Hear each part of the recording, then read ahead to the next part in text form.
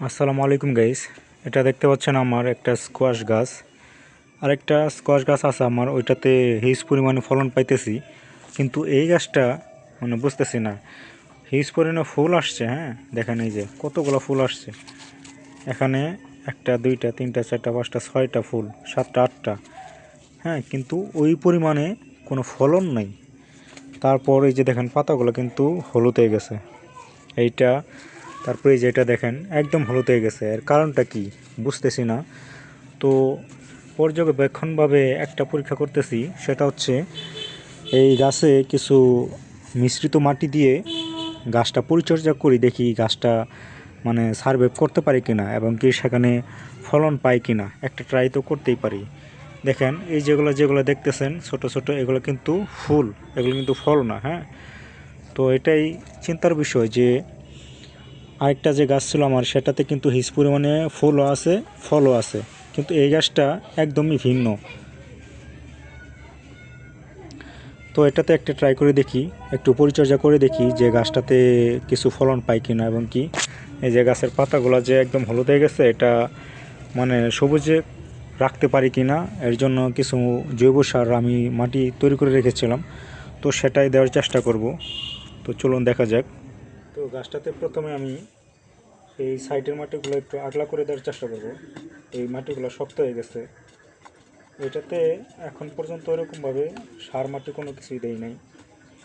তো দেখি, চেষ্টা করে দেখি গাছটা সার্ভাইভ করে কিনা।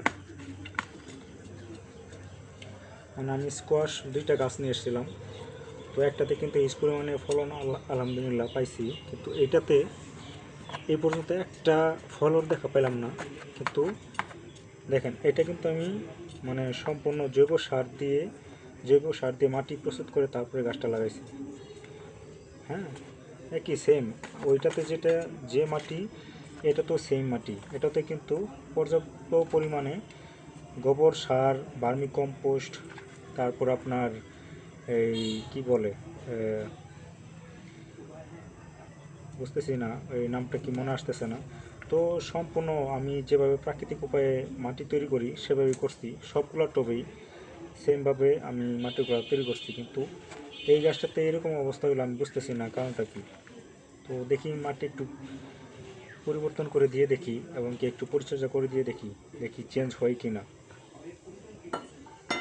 তো মাটিগুলো আগলা করে দিলাম, আগলা করে দেওয়ার পর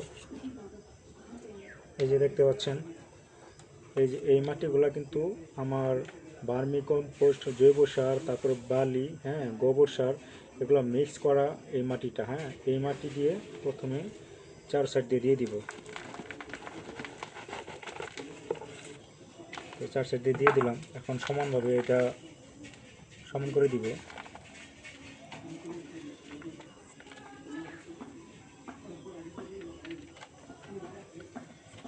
যাই হোক, দিয়ে দিলাম। দিয়ে দেওয়ার পর যেহেতু এটার পাতাগুলো এই যেভাবে দেখতে পাচ্ছেন, এই পাতাগুলো কিন্তু এইভাবে ভেঙে পড়ে যায়। এর জন্য অনেকে আছে এই মাছ বরাবর কিছু রশি বেঁধে দেয় যাতে পাতাগুলো ভেঙে না যায়। তো আমি সেটাই করব। যে খুঁটি দেখতে পাচ্ছেন, এই খুঁটিটা দিয়ে আমি পাতাগুলো বেঁধে দেওয়ার চেষ্টা করব। তো যে রশিগুলো দিয়ে সম্পূর্ণটাই এভাবে পাতাগুলো উঠাই দিব।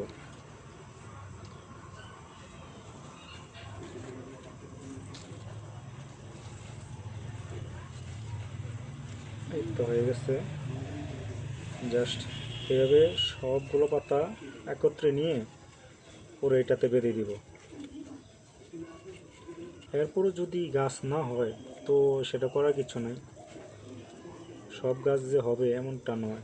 কিছু কিছু গাছ হয় না কিছু ভুলের কারণে, কী কারণ হয় না তাও বলতে পারি না, সেটা উপরওয়ালাই জানে।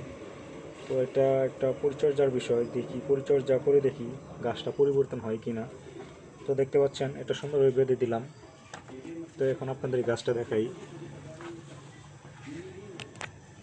এই যে দেখেন গাছটা, এখন চার সাইড দিয়ে মাটি দিয়ে দিছি, এবং প্লাস এখানে দুইটা খুঁটি দিয়ে দিছি, একটা দুইটা, হ্যাঁ।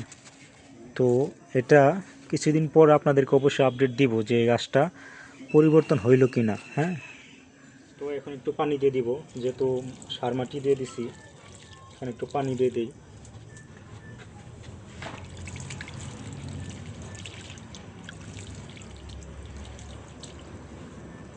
যাই হোক, পানিটা হয়ে গেছে। তো ভিডিওটি যদি আপনাদের ভালো লাগে অবশ্যই লাইক কমেন্ট শেয়ার করবেন এবং কি কৃষি ভিডিও বেশি বেশি পেতে চ্যানেলটি সাবস্ক্রাইব করে রাখবেন। ধন্যবাদ সবাইকে।